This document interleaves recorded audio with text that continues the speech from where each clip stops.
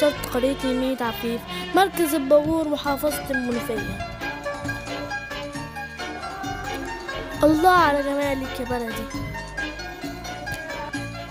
وفي كل الأجازة لينا بنحب نزور بلدنا ونيجي بيتنا فيها.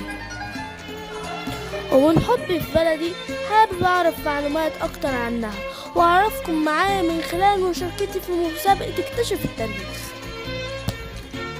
يلا بينا أعرفكم عن نفسي وتزوروا بلدي معايا وما يميز بلدي بين الماضي والحاضر. وهيكون موضوع بحثي عن قرية ميت عفيف. أنا اخترت قرية ميت عفيف لأني بحبها جدا وباجي أزورها كتير أنا وعيلتي. وأول سؤال خطر في بالي إيه سبب تسمية قرية ميت عفيف؟ قرية ميت عفيف أو منية عفيف هذا الاسم ذات طابع جغرافي. منية هذا الاسم يعني ميناء. معنى هذا الاسم يعني مكان يحيط به الماء من 3 جهات. من ناحية الشرق فرع دمياط، من الشمال للغرب رياح النوب.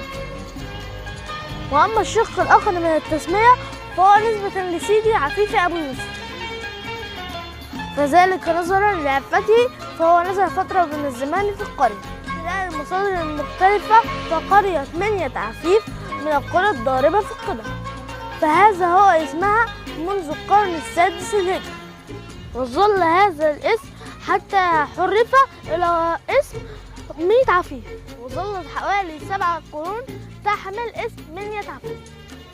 وحدود القرية شرقا فرع دمياط، وفي الشمال قرية أسيجة وبهناء غربا، وتحطها طنط جزيرة جنوبا.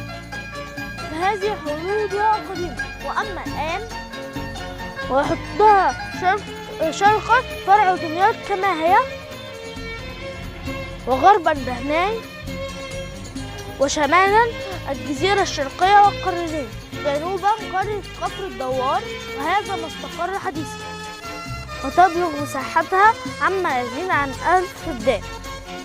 وهذا الموقع حدده علماء الحملة الفرنسية كما ورد في كتاب وصف مصر، وقد أطلق عليها جيرانها عدة أسماء أخرى مثل ميت عفيف وميت عفيفي ومائة عفيف، وأيضا بلد السنة لصلاح أهلها، وأيضا قرية أهل القرآن لكثرة حفظة القرآن بها.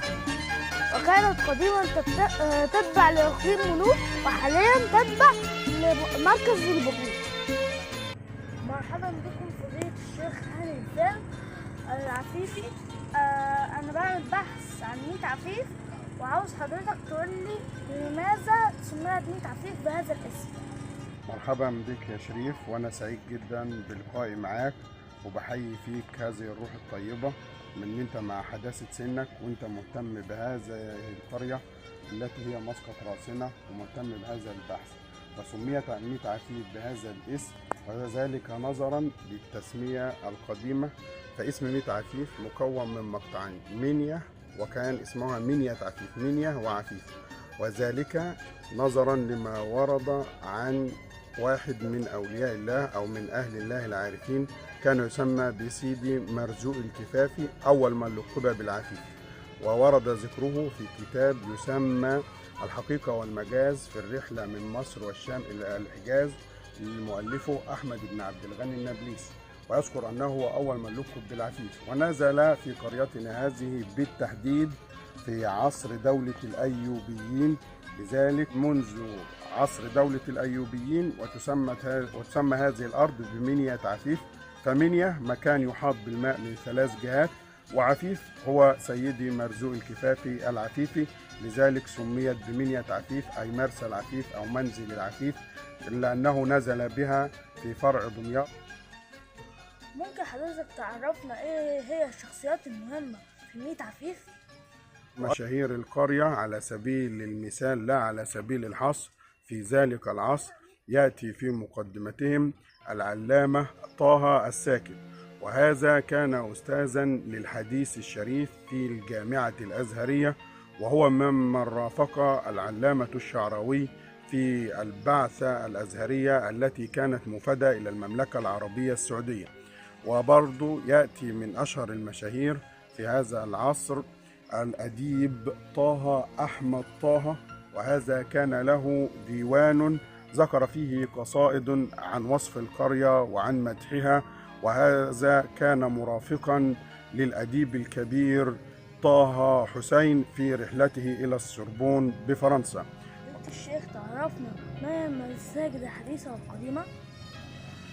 قرية ميت عفيف من القرى العامرة بالمساجد، حيث أن تعداد المساجد فيها حوالي 20 مسجد وثلاث من الزوايا أي المساجد الصغيرة بالقرية. أشهر هذه المساجد الأربعة القدامى: المسجد العتيق الذي هو مسجد العفيفي، والمسجد الكبير الذي هو كائن بدائر الناحية، ومسجد الخولي المنتسب إلى السيد محمد الخولي، ومسجد الهداية الآن وكان يسمى قديما بمسجد السيد عبد الله العفيفي التابع للجمعية الشرعية بالقرية. أشهر مساجد القرية التي بنيت حديثا مسجد ومجمع نصر الإسلام الخيري بالقرية، حيث له نشاط اجتماعي ملحوظ، وبني على طراز معماري فريد، ويتميز بمأذنتيه التي يصل طولهما في القرية إلى مشارف وعنان السماء. ومن دور العبادة أيضا في القرية كنيسة ميت عفيف، وهي كنيسة ماري جرجس التابعة للبطريركية الأرثوذكسية بجمهورية مصر العربية. ما هي أهم الإنجازات يا جدو اللي حصلت مؤخرا في القرية؟ هو احنا لو قلنا عن الانجازات اللي حدثت مؤخرا في القريه، فهو يعتبر اهمها تبطين الترع.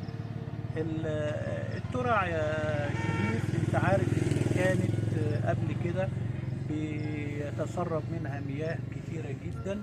التبطين النهارده حافظ على نسبه مياه كبيره، يعني يعتبر مشروع قومي على مستوى جمهوريه مصر العربيه وليس فقط في ميت عفيف. ولكن احنا دلوقتي واقفين قدام الترعه اللي هي تم تبطينها يا شريف، صح؟ صح. مشهوره جدا حاليا بزراعه البطاطس، زراعه بعض منها بيتم تصديره للخارج، والمنتج الميت عفيفي منتج مميز جدا يا شريف، يعني بطاطس مع ارض خصبه فتعتبر جيده جدا، ودي الحاجات اللي بتميز ميت عفيف في العصر الحالي اللي احنا فيه. لكن لازم اقول لك ان في العصر القديم كانت ميت عفيف مشتهرة جدا بزراعة القطن، وكان يسمى القطن العفيفي. والقطن العفيفي ده تم أخذ عينات أو بذور منه، سافرت إلى الدول الأوروبية، طوروه وأعادوه إلينا مطورا بصيغة أو بأسلوب آخر، لكن الأصل فيه ميت عفيف. يبقى ميت عفيف اشتهرت قديما بزراعة القطن طويل التيلة، واستفادت منه البلاد الأوروبية، وحاليا اشتهرت بزراعة البطاطس، وهي من البلاد الجيدة جدا في زراعة البطاطس، علاوة على أنها تنتج القمح والذرة، وده بيساعد في المحصول اللي يعتبر محصول قومي، بيساعد الدولة. الأسئلة تاني عاوز تسألها؟ شكرا جزيلا. ما هي المدارس العامة الموجودة في ميت عفيف؟ قرية ميت عفيف دائما كما ذكرنا سابقا أنها قرية العلم والعلماء. ميت عفيف بها 3 مدارس تابعة لوزارة التربية والتعليم: مدرسة الشهيد رضا عبد الوهاب الابتدائية، مدرسة عطيات عجلان الابتدائية، ومدرسة ميت عفيف الاعدادية. وكان لنا الشرف العمل بمدرسة ميت عفيف الاعدادية لأكثر من 35 عام، بها معاهد إزهارية بجانب المدارس الابتدائية والإعدادية. وبنسعى وربنا يوفق أهالي ميت عفيف لإنشاء مدرسة ثانوي عام تخدم طلاب مدارس ميت عفيف. ما هذا المكان اللي احنا موجودين فيه ده يا جدو؟ ده مبنى مكتب بريد ميت عفيف تحت الإنشاء، وهو سوف يستكمل في حياة كريمة لخدمة أهالي ميت عفيف كبار السن اللي بيحصلوا على معاشات ومرتبات، بيقدم خدمات كثيرة لأهالي ميت عفيف.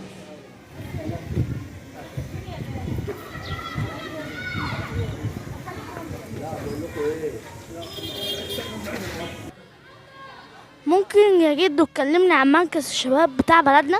مركز شباب ميت عفيف ده أنشئ سنة 1976 بأنشطة كثيرة رياضية وثقافية واجتماعية. هو الآن تحت الإنشاء كمبنى، وسيتم الانتهاء من تجديد وإحلاء الملعب والمبنى في حياة كريمة. ودي كانت رحلتي في بلدي واستمتعت بيها جدا، واتمنى تكونوا استمتعتوا معايا.